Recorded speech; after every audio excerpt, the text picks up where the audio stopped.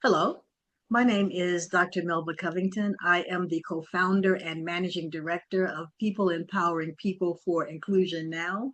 I, along with my co founder, Ms. Tamara Allen, who is the Chief Visionary Marketing Officer, we're honored to welcome you to this flash talk for today. Our focus today is on the urgency of medical affairs and bridging the gap in with inclusive data and with evidence generation. And we are so excited to have Dr. Cerise James. I'm incredibly excited to jump into this topic, but first, let me just tell you a little bit more about Pepin.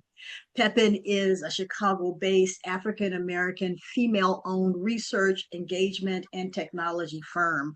Our focus is not only providing high touch, but high tech solution with the goal of reducing disparities in outcomes. If we can reduce disparities by 1%, we think that that will help bring more equitable outcomes in the marketplace and in the ecosystem. If you notice, there is an exclamation point in the middle of our name. That also expresses a sense of urgency as we do the work that we're doing. Our value proposition is simple, it's threefold.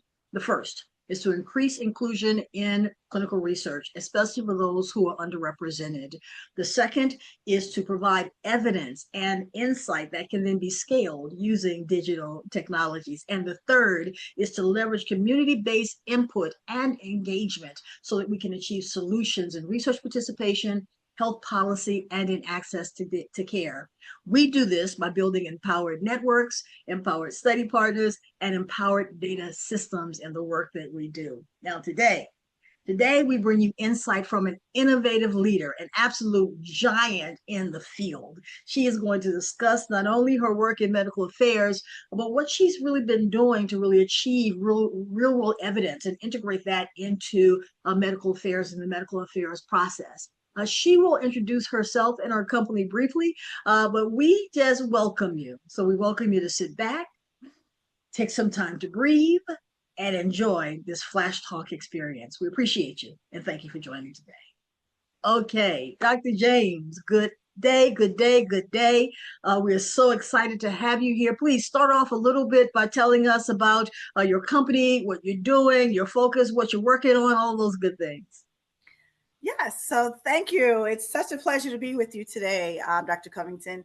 I am Dr. Cerise James, MD, MPH. I am the principal owner of Tillman James Group. It's a boutique life sciences firm based on the Chesapeake Bay in Maryland.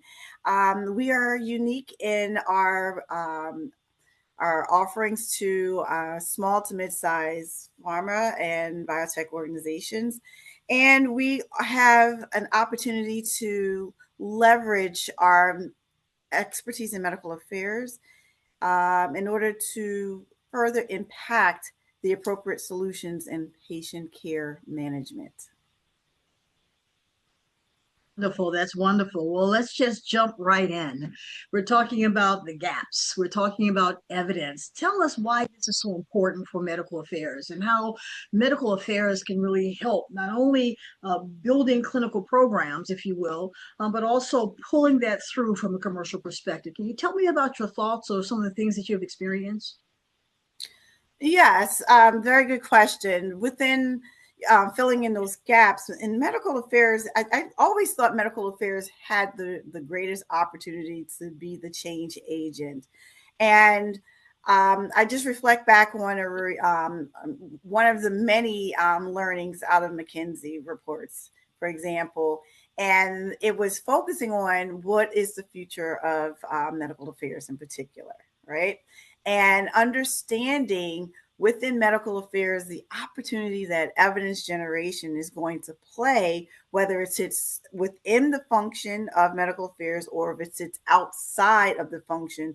But they also windowed an opportunity to where commercial is starting to say, let me get a little closer to understanding the why we should understand evidence generation. So within MAPS, I didn't mean to say MAPS, my apologies there. But within medical affairs, we have an opportunity to be a forward thinking stakeholder at the table in order to say, here are some of the challenges that we have across the life cycle management that involves bringing all decision makers, whether it's the internal, the external decision makers, to the table in order for us to really iron out what is the end question, or what are the end questions we're trying to answer, and be able to start that earlier in the life cycle management of the product that we're hoping to bring to market, right? Bring all stakeholders earlier in that discussion, but most importantly, bringing the patient into that discussion for them to help frame out what good looks like from the patient's perspective, because that patient's voice should be at every stage within that development, as opposed to post launch. So, And so that talk helps. Go ahead. I'm sorry. So talk a little bit about why that's so, but so exciting. And MAPS is perfect because Medical Affairs Professional Society. That's part of the conversation that we have there as well. So totally on point. But tell us a little bit about why the patient voice, especially early in the research or the life cycle development process, the protocol, the study design process, the engagement process is so important, number one. And then why it's important is you then leverage that through to a product when it comes on the market, especially for some of these debilitating diseases. From your perspective, why is it so important that we include the patient voice in the work that we do? The patient's voice is extremely important, because without their voice, we have to question, what are we doing? Because they are our primary customer, meaning we are serving them. And in order to be of best service to the patient, we need to understand what are their drivers, what are the motivators to why they're going to adhere to a therapy, what are some of their barriers to access to that therapy. Is it a limitation of, I would say, location? Is it a zip code issue? Is it a financial issue? Are they in a rural setting, for example? We need to understand where are the patients and why we are unable to give all patients health equity across the board. Equitable health for all populations is important, and we need them to be a part of those studies. Even if we're going out into, centers that are locations rather that are outside of our academic center locales, for example, we need those. We need a more generalizable way of identifying the results that we're getting in these studies, for example. And we can't just rely on, once the product hits the market, to now start to learn about some of the signals that we could have captured a lot earlier if we, one, would have thought about who was the end in mind, the patient, and bringing the patient to the table along the journey of the life cycle management. I love that. So you're really talking about bringing in the social determinants of health and those essential elements into the process earlier, because that is a part of what the patient's perspective is. Talk about your role for a minute of being a clinician in an environment of really bringing these issues to table, right? They expect you to be focused on, the functioning of the body, maybe, or different aspects of what you've been trained to do in medical school, right? But you're talking about doing something kind of like that's a little different than you may have learned, right? So Right. tell us a little bit about how you bring that aspect or that part of your work into your leadership in medical affairs. Exactly. So that brings you back. You're taking me back in time, and that the medical school journey was such a rewarding experience, because it taught me a lot about not only myself but how to be the best advocate for patients. You get your fundamentals. You learn about the anatomy, which is the structure, the physiology, the function, and then the pathophys. Now you have disease, right? And how do we find a way to get you back to the physiological functioning of your body? Sometimes it doesn't work.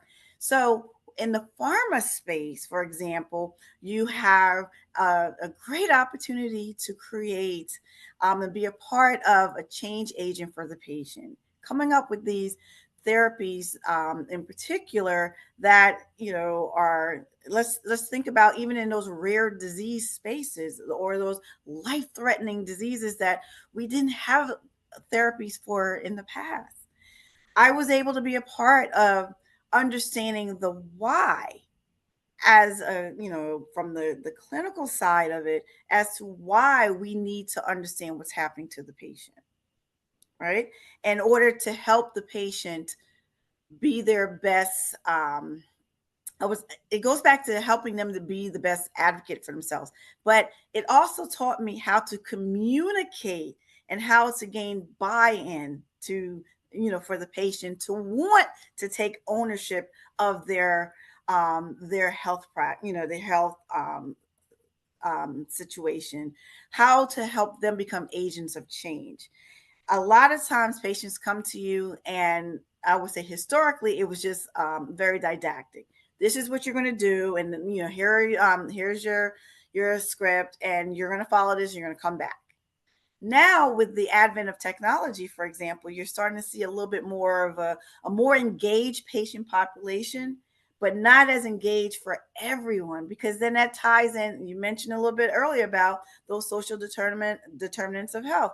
There are some challenges with still access to what we consider basic necessities in today's world, right? Technology in particular. So as we think through that, how do we do a better job of recruiting, informing, engaging patients in order for them to participate in these trials? But also, how do we support our communities around us in order to be stewards in the recruitment process of a diverse population in these trials? That's excellent. That's excellent. I'd like you to now to dive in terms of medical affairs role, right, and bridging the gap between maybe product development and commercialization, right? Because sometimes we sit right there in the middle, right? So talk about that just in general. But I'd like you just to maybe then bridge over into AI and machine learning integration. You're a systems thinker, right? So tell me a little bit about how medical affairs can play a role not only in generating that evidence, but also communicating it, and then how AI can then be effective, if you will, in helping us either leverage it or be more impactful. Absolutely.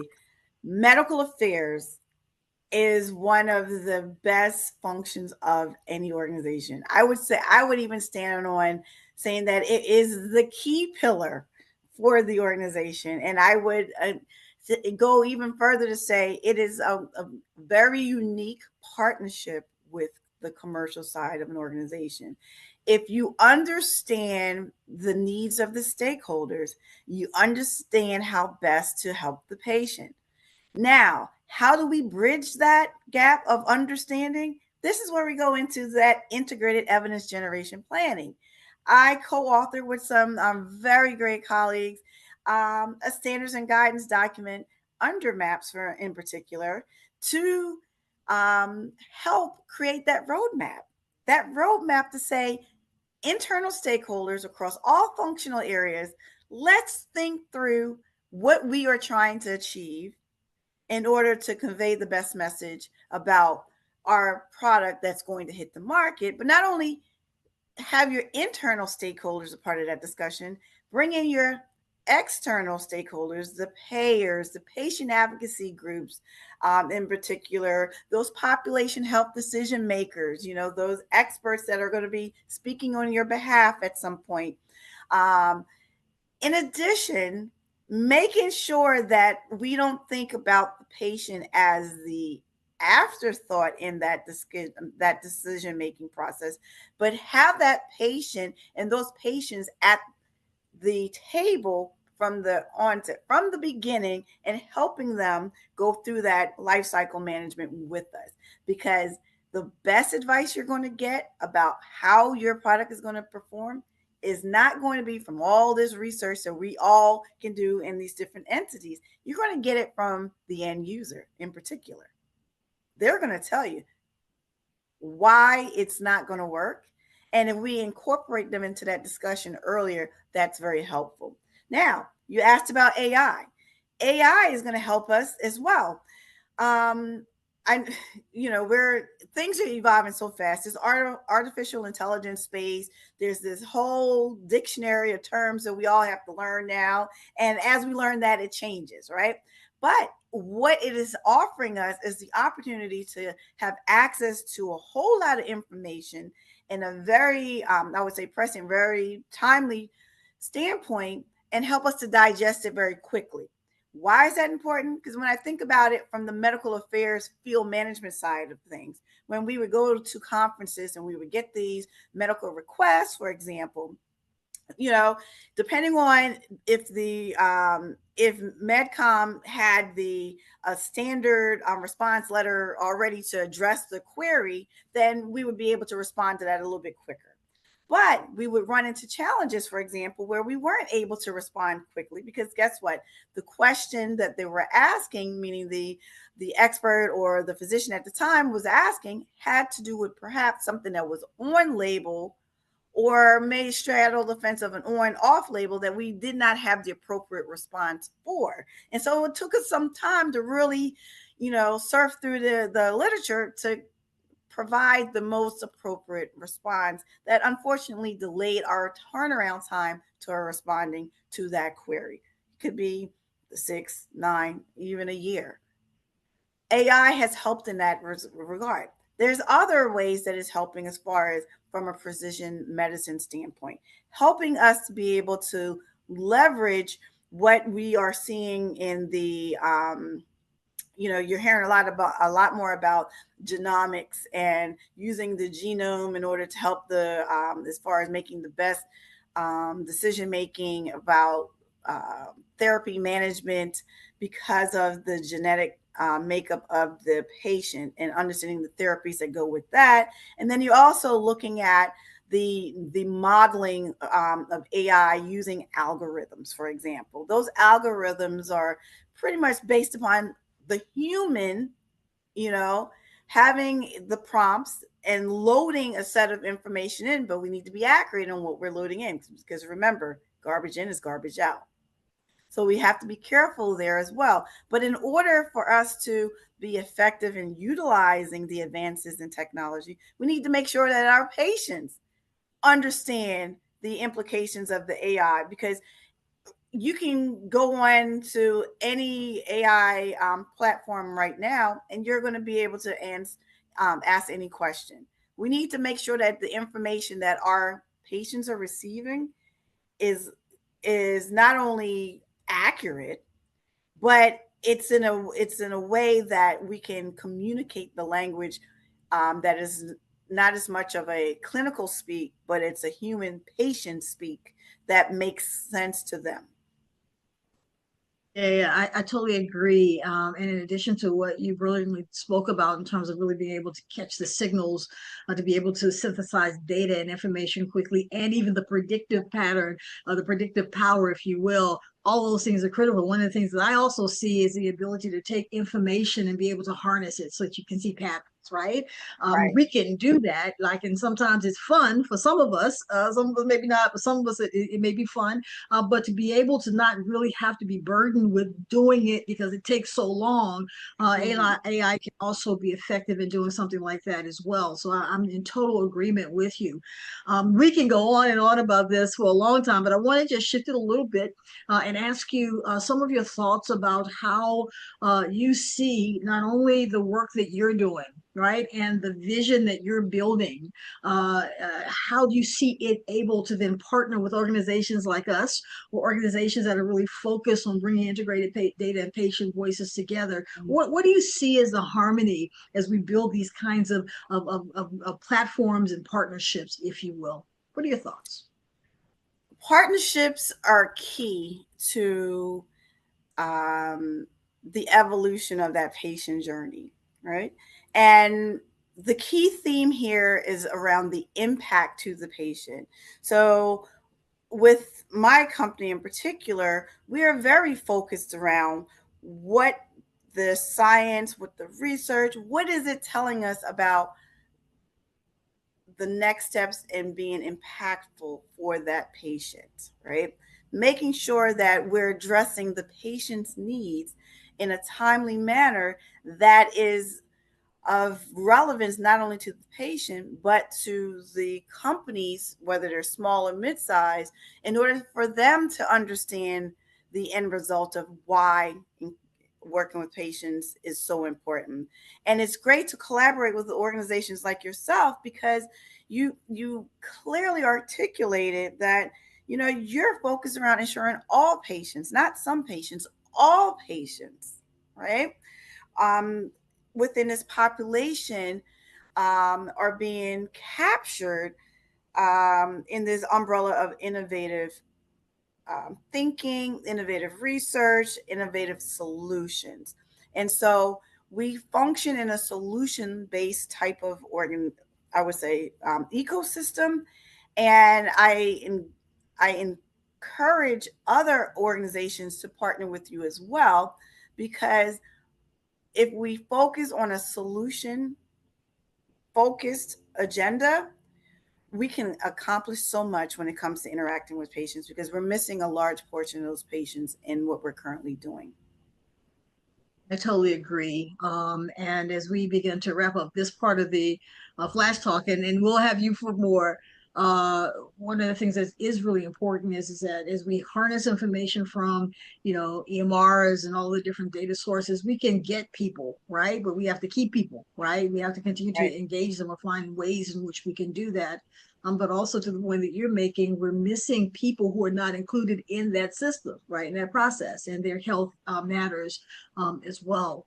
So we are just so thrilled about this conversation. I'm going to give you the last word, right? So please just tell us something that you would like to tell our audience about not only what you're doing, what your business is doing, what you want to do. You have the platform, Dr. James. Please take it away. So we are about impacting the lives of patients. And so the journey that I took from the medical school journey to working in pharma to sitting on boards, it's a common thread of patient-centered approach to helping make the best decision with the patient as a partner in that journey, from being able to design research protocols with the patient at the table, providing relevant insight into how we should proceed, to helping my colleagues understand how best to be better advocates for the patients, right? Showing them that we're no longer in that didactic space of just telling the patient what to do, but helping them to be better partners in the journey for their overall health. And also, I leveraged my academic setting as far as sitting on boards in order to help drive the strategy around the content that our future leaders are learning. And that's so important, because what was relevant 10, 15 years ago has quickly changed. And we need to be timely in that response to adapting and being agile in the curricula that exists in order to prepare them for hit the ground running types of work. So I thank you think for the that's opportunity. excellent. Oh, I thank you. I thank you. This has been such a thrill. I am so excited. There's so much more to do. And we just, again, thank you, Dr. James, myself, as well as my business partner, Tamara Allen. Thank you for taking the time today. Hope that your day is a really great one. And stay tuned for the next Flash Talks coming up soon. All right. Have a great day, everybody. Bye bye. Bye bye.